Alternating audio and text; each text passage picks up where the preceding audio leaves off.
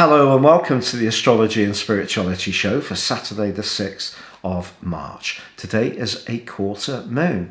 This happens twice a month, and the waning and waxing moons intersperse the new and full moons. So that's the entire circuit of the moon through its journey. So today the moon is exactly 90 degrees square to the sun in the sign of Pisces. So the moon is in Sagittarius. The moon in Sagittarius, as I said yesterday, is very freedom-loving. It's very honest. Might be a little changeable because it's attracted to excitement and fresh experiences. So what does this mean? Well, because Neptune is very, very close to the sun, we are getting a kind of shimmering energy of heightened sensitivity. So in terms of the overall zodiac, house 1 is governed by Aries, house 9 by Sagittarius, and house 12 by Pisces. So for us all, this is a 9th, 12th house quarter moon. And the potential here is to let anxieties really burgeon beyond their perhaps context. So there could be a tendency for us all today to be a little more fearful, to exaggerate, which can be a little bit of a Jupiterian, Sagittarian energy, exaggerate the reality in a very positive way. It can, that upbeatness, that's an exaggeration in a way, but it creates good energy.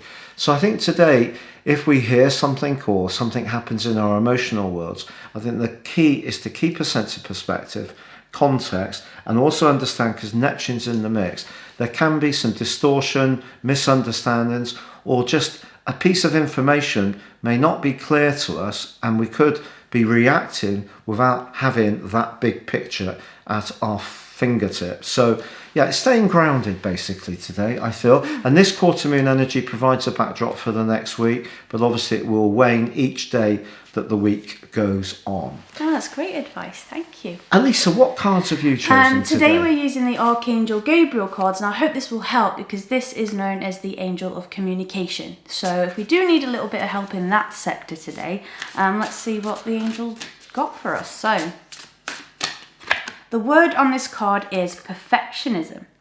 Interesting one. And it says here, polishing your creative project is fine, but don't allow perfectionistic fear to result in procrastination. We can all get into a situation where we want things to be just so before we move forward. But it doesn't just have to be with minute details. We could think something like, I am not ready to meet my perfect partner until I have bought my own property, or until I have finished my studies, or until I have lost 10 pounds, We can put, and they're putting limitations on us. Now, I know in some ways that practically might make us feel more secure, knowing that we've reach that certain target before we move on to the next thing. But in a way, we can really close ourselves off. And this isn't just to do with relationships. We might think, oh, well, I'll go back to studying when my kids get to this age. Or today, let's just try not to focus so much on how things should be perfect. And instead, weigh up the procrastination with what's actually real. So I think that's absolutely brilliant. I've always thought that the only perfect thing in life is imperfection, really, because you're right. You don't get everything you want absolutely in the way you want. And I think with the kind of modern world we live in, where things have got very cleaner and tidier and edges are all much more symmetrical, it's not so handcrafted, is it? Because if we go back years and years ago, we all lived nearer to the earth. We were all growing our own vegetables. There's still parts of the world that's going to be the reality still. But it's all become more detached from the earth because, everything's packaged. It's in a supermarket. It's in a neat box. It all has to look perfect. We're not actually connected to the process, certainly of production of food. And I always think that's particularly relevant about meat products because, people want that neat, perfect piece of meat, but they don't want to think about how that particular thing got to that point, because that can be quite challenging. So the perfection thing, I think that you said there is absolutely brilliant. When I used to shop in supermarkets mostly, and I bought some salad once like about 5 years ago, and it had like a little worm in it, and I was absolutely freaked out. I was so annoyed that there was a worm in my salad. It was a friend. But now we order organic salad. That's one of our things that is our, luxury, if you like, in life. And, very often you'll have like a little tiny worm or a little spider, and now it's just like, oh, hi, and you put it out, and it doesn't bother me now. But it used to, because I was so trained in thinking, oh, well, it's supposed to be clean. Yeah, there's supposed to be nothing on it. The truth is with supermarket mixed salads is that they do, obviously they spray them to, and if you do occasionally buy them and you find one at the back of the fridge, it's just full of a horrible brown sludge at the bottom of the bag, vile. Even if organic isn't something that's available in our local area we can afford, if we can go to a local market and just get local, have a relationship with the grower, a lot of them won't use any pesticides. So although they don't have a soil association in the UK certificate, the food is essentially still organic. So, and you can get it at a very reasonable price. Yeah. And the nutritional value, I see studies done on this kind of stuff saying the nutritional value is just as good with stuff that's produced on a mass scale, and it's just laughable, because if you actually taste natural, local grown food, which may have a bit of soil in it, so it might not be perfect, which apparently is very good for us. But actually it's really good for us, good for our digestion.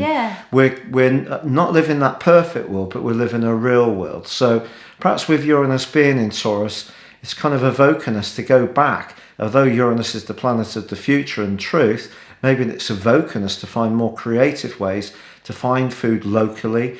And if we've got a bit of space in our garden to grow, even if it's just our own tomatoes, that can be very enjoyable, bit of fun, and obviously reduces the carbon footprint. And apparently it can be really easy to grow salad. You can put it in a little box, even if you have an apartment and not a garden. You can put the box by your window, get some salad seed things. I haven't done it, so I don't know. But apparently it's really quite affordable and very easy to do. So, but we find that we've also got a chap in the market here called Phil, who's lovely and been buying stuff off Phil for years. And his mixed salads come from the Stratton Hills, which is an area of natural beauty. And he actually uses a horse to plough the fields.